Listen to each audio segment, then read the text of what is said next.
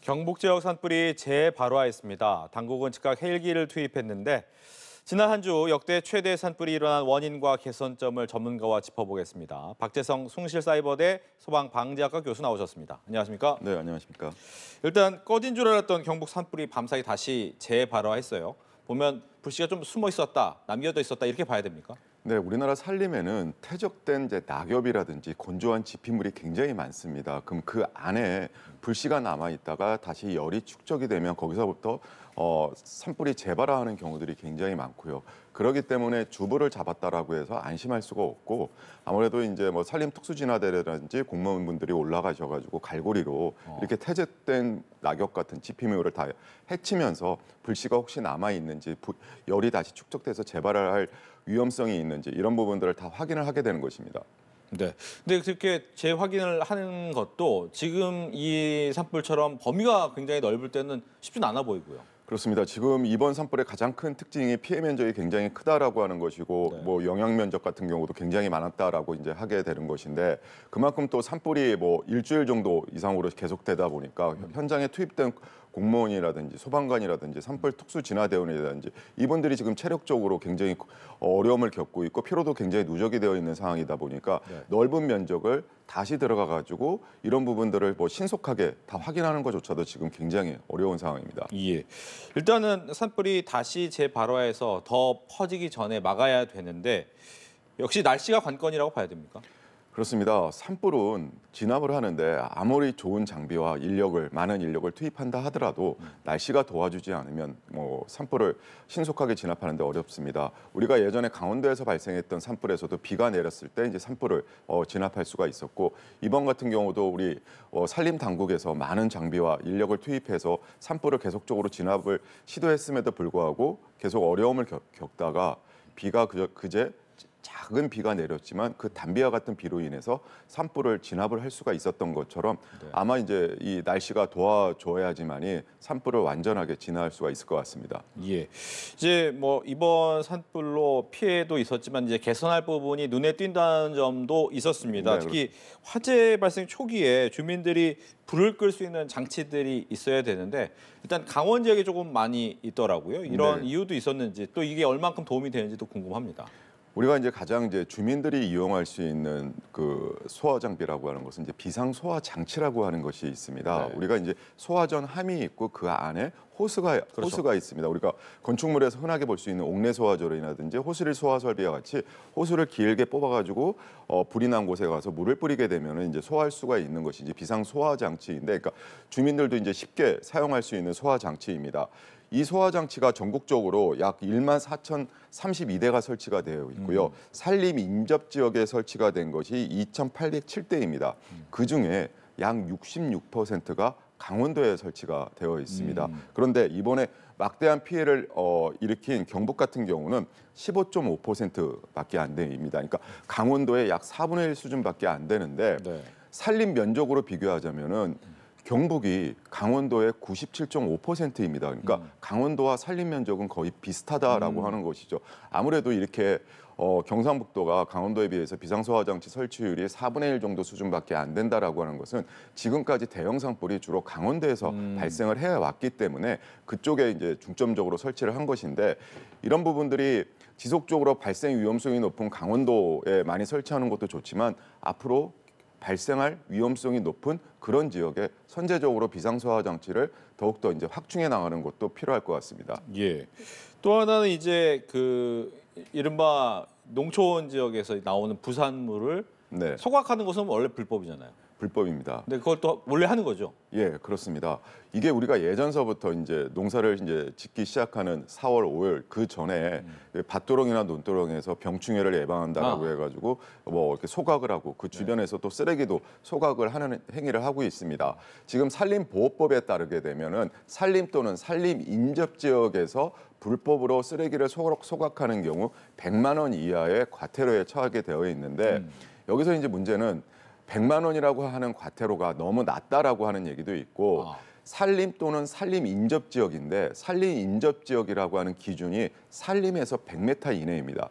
이번 산불에서도 많이 확인이 됐지만 강한 바람이 불면 그 불씨가 굉장히 멀리까지 확산이 되고 있기 때문에 산림 인접 지역의 범위를 100m 이내가 아니라 그보다 더 먼 곳까지 좀 확대할 필요가 있지 않나 이런 생각이 들고 있습니다. 예, 말씀하신 것처럼 이렇게 산불을 고의로 이제 뭐 하려고 불법으로 하다가 불이 난 경우에는 당연히 이제 처벌받는 부분은 있겠지만 실화의 경우도 좀 처벌이 무겁잖아요. 그러다 그렇습니다. 보니까 사람들이 이거 갑자기 실화로 불이 났는데 이걸 어떻게 해야 되지 하고 그냥 도망가는 경우도 있을 것 같기도 하고 이건 어떻게 좀 처리를 해야 됩니까? 그렇습니다. 우리가 이제 산불이 나는 것은 크게 두 가지로 이제 앵커님께서 말씀하셨던 것처럼 실화에서 산불이 발생하는 경우가 있고 방화에 의해서 산불이 발생하는 경우가 있습니다. 방화에 의한 산불이라고 하는 것은 고의로 불을 내는 거죠. 그 4대 강력범죄 중에 하나로 이제 처벌을 받게 돼 가지고 7년 이상의 징역형에 처할 수가 있습니다. 근데 이제 본인이 뭐 성묘를 한다든지 쓰레기를 소각한다든지 뭐 입산한 상태에서 뭐 담배꽁초를 버렸다든지 이런 실화에 의해서 이제 산불이 발생하는 경우에도 3년 이하의 징역형 또는 3천만 원 이하의 벌금형에 처할 수가 있습니다. 예, 그렇기 때문에 이제 혹시라도 자기가 실수로 이제 불을 냈는데 내가 처벌받을 수 있구나라고 해서 그거를 초기에 바로 신고를 하지 않고 그 자리를 이탈하는 경우들이 꽤 많이 있어서 초기 진압에 실패하고 산불이 확산되는 경우들도 많이 있습니다. 우리가 자기의 작은 실수 그리고 자기가 처벌받을 것이라고 하는 그런 두려움 때문에 그 자리를 이탈했었을 때 그 결과가 얼마나 끔찍한 결과로 돌아오는지를 이 산불로 우리가 확인할 수 있지 않습니까? 산이 불에 타는 데는 단 몇 시간, 며칠밖에 안 걸리지만 그 생태계를 다시 복원하는 데는 30년, 50년 이상이 걸린다라고 하는 거. 그리고 그 무엇보다도 또 우리 국가 중요한 문화유산까지도 소실할 수도 있다라고 하는 것도 깊이 생각을 해주셔야 될 것 같습니다. 예, 이제 산청의 산불이 9일째 계속되고 있습니다. 꽤 길게 진화가 되고 있는데 진화율이 그래도 96%까지는 올라왔지만 아직 4%가 어떻게 될지 모르는 상황이잖아요. 그렇습니다.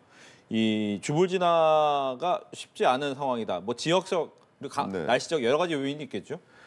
네, 뭐 그제 잠깐 비가 내렸고 어제도 일부 지역에서 잠깐 단비가 내렸다고 하지만 지금 일기예보에 따르면 이제 비가 일주일 이상은 뭐 오지 않는 건조한 날씨가 계속 지속이 될 거고 지금 이제 산불 위험중, 산불이 발생한 지역에서도 건조특보가 계속적으로 내려져 있는 상황입니다. 특히 지리산 같은 경우는 우리나라에서 두 번째로 높은 산입니다. 한라산 다음으로 1915m로 두 번째로 높은 산이고 지금 천왕봉까지도 산불이 다가가고 있다라고 하는 것이고 지리산은 국립공원으로 되어 있어가지고 그 안에 산림이 굉장히 울창하게 되어 있고 고목들도 굉장히 많이 있고요. 무엇보다도 그 안에는 우리가 보호해야 될 반달곰과 같은 희귀한 동식물들도 굉장히 많이 있습니다. 이렇게 건조한 날씨하고 굉장히 험한 산악지형 그리고 울창한 산림 이런 부분들이 지금 지리산에서 산불을 진압하는 데 굉장히 어려움이 있는데 또한 우려가 되는 것은 오늘 오후부터 또 그 지역에 강풍이 분다라고 하는 예보가 있습니다.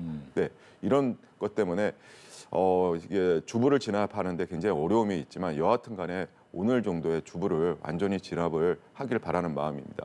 예, 마지막 화선 지리산권에 있는 주불까지도 빠르게 좀 진화가 됐으면 하는 마음이 들고요. 일단은 이제 인명 피해가 이번에 굉장히 많았습니다. 아무래도 뭐 고령자들도 있었던 것도 이야기가 좀 되고 있지만 이때 대피 상황을 좀 잘 알고 있었으면 좋을 것 같아요. 어떻게 초반에 대피를 해야 됩니까? 네, 오늘 불행하게도 한 명의 사망자가 추가가 돼가지고 29분이 돌아가셨습니다. 그중에 26분이 고령자이십니다.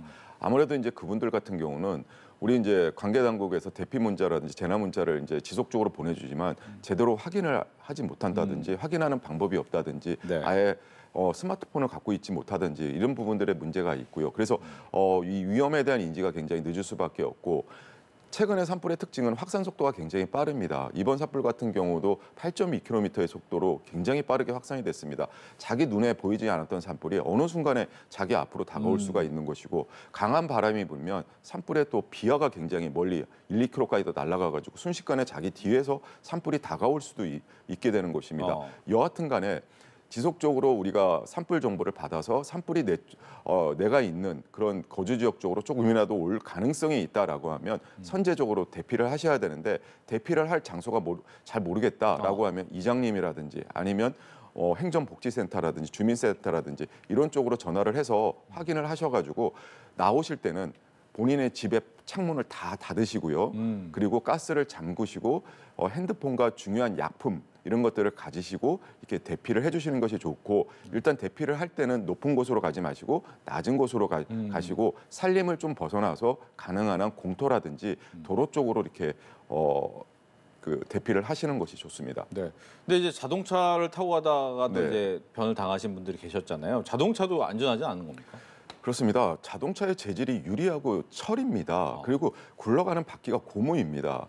이게 도로를 가게 되면 도로가 굉장히 달가지고 뜨겁게 되고서, 그리고 옆에서도 산불이 직접적으로 자동차에 닿을 수도 있고 직접적으로 닿지 않는다고 하더라도 굉장히 고열의 복사열이 자동차에 영향을 주게 됩니다. 그러면 타이어는 터지게 되는 것이고, 우리가 자동차 창문을 아무리 닫아 놓아도 유리창을 통해 가지고 복사열이 실내 내부로 굉장히 강하게 전달이 되게 되겠습니다. 그러면 화상을 입는다든지 아니면 사망에도 이를 수가 있기 때문에 우리가 산불이 발생한 지역을 운행할 수밖에 없을 때는 반드시 산불 정보를 확인하셔가지고 내가 갈 길이 산불의 영향권에 어떻게 되어 있는지. 근데 중요한 것은 지금은 영향권이 아닌다 하더라도 1시간, 2시간을 진행하다 보면 산불이 확산이 돼서 거기가 영향권이 될 수 있으니까 그런 부분까지도 확인을 하시고, 혹시라도 산불의 영향권에 들어갈 수가 있다라고 하는 우려가 있으면 돌아가셔야 됩니다. 네. 예, 멀리 돌아서 가시는 게 안전합니다. 알겠습니다. 또 하나 이제 산불 말씀하신 것처럼 초기 진화가 되게 중요한데, 진화를 위해서 이제 약간 불길이 나가지 않도록 막는 숲을 만들기도 하고 여러 가지 네, 방법이 있다고 하더라고요. 앞으로 이런 뭐 오랜 시간이 좀 걸리겠지만 숲을 재건할 때 어떤 방식의 또 재건이 필요할지. 네, 이번 산불도 그렇고 최근에 산불을 보면 아무리 많은 장비와 인력을 투입을 한다 해도 그 한계가 분명히 노출이 되고 있습니다. 그래서 보다 이제 산림에서의 근본적인 부분에서의 대책이 필요한데, 우리나라 산림이 이제 보통 산불에 취약하다는 침엽 수림이 굉장히 많이 있고, 특히 이번에 이제 경북 많은 피해를 입은 안동이나 의성 같은 경우는 침엽 수림, 가장 대표적인 게 소나무이죠. 전체 산림의 수림에서의 약 50% 이상을 차지한다고 하고 있습니다. 그렇기 때문에 이제 가능한 부분에서 보다 이제 산불에 강한 화렵수 쪽으로 이렇게 수림을 좀 더 이렇게 나무를 심을 필요가 있고요. 그리고 중간중간에 우리가 산불이 확산이 될 때 막아줄 수 있는 그런 수림을 좀 갖춰주는 것이 좋습니다. 그걸 우리가 이제 방화수림, 내화수림이라고 하는데, 네. 예, 그러니까 산불이 진행이 되다가 방화수림이나 내화수림을 만나면 그쪽을 넘어가지 못하도록 하는 그런 어떤 이 산림 자체에서의 안전 조치 이런 것들도 좀 더 강화를 할 필요가 있겠습니다. 예. 또 하나 이번에 보면서 이제 산림청으로 운영을 하다 보니까 뭐 자체적인 예산 확보라든가 아니면 전국적인 움직임을 할 때 조금은 어려움이 있어 보인다라는 얘기가 좀 많이 나오더라고요. 네. 재난을 방지하기 위해서라도 뭐 청의 부승격 이런 얘기도 또 들리긴 하는데 이런 부분은 어떤가요? 이게 굉장히 복잡한 얘기입니다. 지금 이제 우리가 산불이 났었을 때 산불 대응 단계는 1단계, 2단계, 3단계, 4단계까지 있습니다. 근데 이제 보통 1단계에서 3단계까지 이제 발령을 하게 되는데, 네. 이 산불의 대응 단계를 발령하는 사람은 산림청장입니다. 근데 지휘권은 지자체장이 갖고 있습니다. 그렇죠. 근데 이게 또 국유림에서 발생했느냐 사유림에서 발생했느냐에 따라서 다르게 되는 것이고, 이제 대부분이 이제 국유림, 사유림, 공유림이 이게 이제 같이 이렇게 되게 되면 이제 지자체장이 지휘권을 갖게 되는 것이고, 네. 산불이 3단계에 갔었을 때, 그리고 이제 1,000헥타르 이상으로 2개 이상의 시도로 이제 확산이 됐었을 때 산림청장의 지휘권을 갖고 산불을 지휘를 할 수가 있는 것입니다.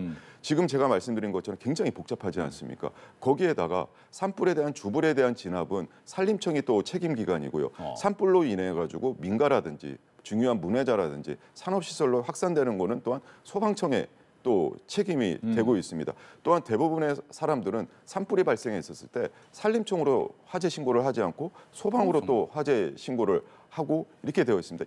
이런 부분들이 굉장히 다원화되어 있기 때문에 이런 산불을 초기에 효과적으로 진압하는 데 어려움이 있는 것이 아니냐라고 하는데, 그래서 이거를 뭐 일어나야 된다, 어떻게 해야 된다, 뭐 불호 승격을 해야 된다, 이런 얘기들이 많이 나오고 있는데, 이런 부분들이 정말 어떻게 가는 것이 우리 산불을 효과적으로 예방하고 혹시라도 산불이 발생했을 때 초기에 진압할 수 있는데 도움이 될 수 있는가라고 하는 것을 어떤 조직의 이기주의보다는 국민을, 나라를 생각하는 측면에서 생각을 하는 것이 더 좋을 것 같습니다. 알겠습니다. 이렇게 해서 박재성 숭실사이버대 소방방재학과 교수와 이야기 나눠봤습니다. 오늘 얘기 잘 들었습니다. 네, 좋습니다.